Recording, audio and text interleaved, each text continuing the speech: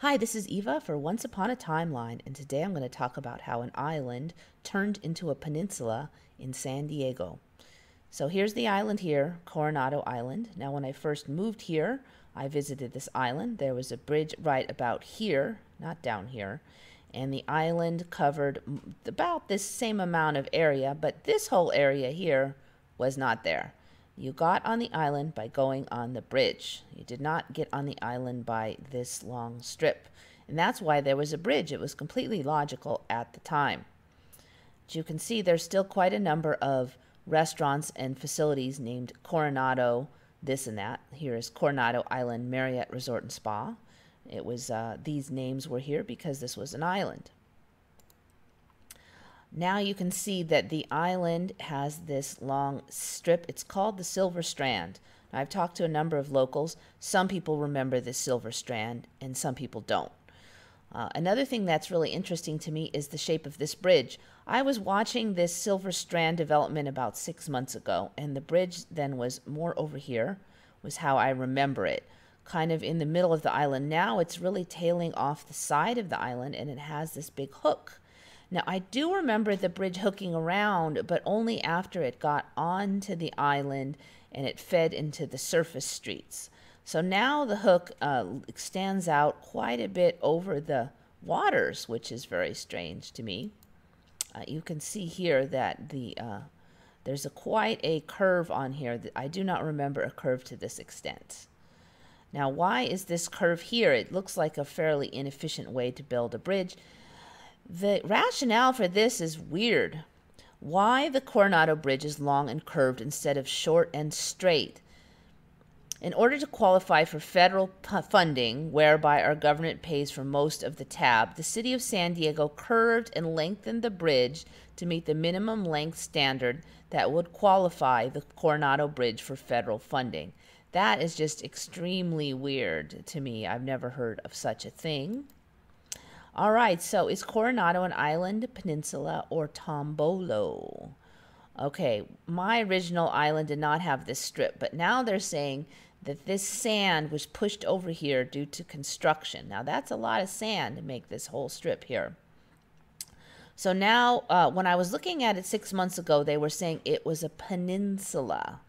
But now they have this word tombolo. A tombolo is like a spit of sand that connects an island either to the mainland or another island. I'm not sure why they wouldn't just call it an island instead of calling it a tombolo, but this word is new for me, tombolo. So here they go through a bunch of fickle-fackle, and they come to the conclusion that it is a tide island. So it's an island connected to the mainland, which is pretty weird, and I had not seen this 6 months ago. I researched this rather extensively, and this word tide island did not exist. I mean, it's not really clear what the difference between a tide island and a peninsula is. To me, this is a peninsula. And when I first researched it 6 months ago, they were saying that it was a peninsula and not an island at all. So now it's a tide island, apparently. Okay, here is the port regions through here. Now, keep in mind, this area is growing for me. This section was only about half this long, the Silver Strand, when I first looked at it.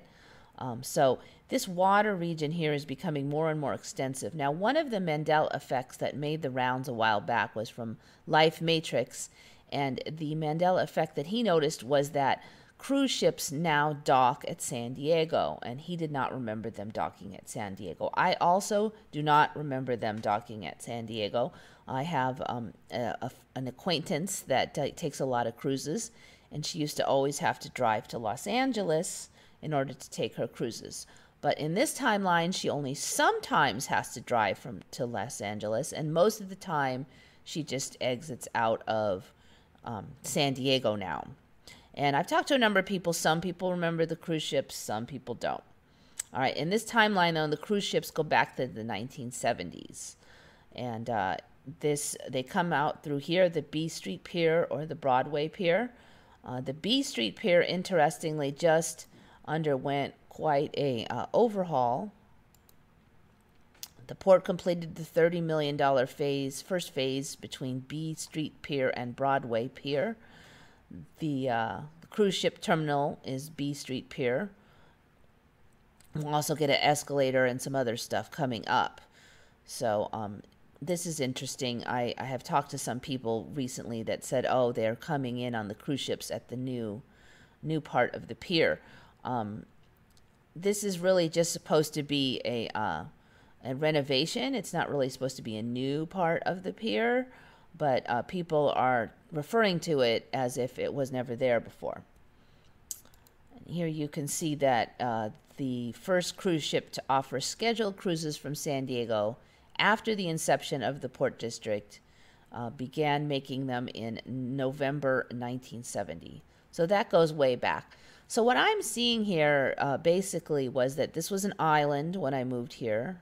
It had a bridge here at the time, but now you can see, let me see if I can find that. The bridge was now over here, and it used to be here, but now we have the B Street and Broadway Pier here. And I think they maybe needed more room for their cruise ships, so now the bridge is out here. It kind of makes a weird kind of Mandela effect sense that the bridge has to be way out here. Then there's now this weird storyline that the bridge was deliberately made longer to get federal funding. That is a stretch, but the Mandela effect is very innovative in its excuses, because obviously if you were building a bridge, you just put it short ways here. So what I'm seeing is this sand was just maybe a sandbar. It did not count as a peninsula. And then slowly the island got built out in this direction, and then it was connected, and now this area is getting longer and longer. We're getting a very nice harbor in here with a ton more protected water.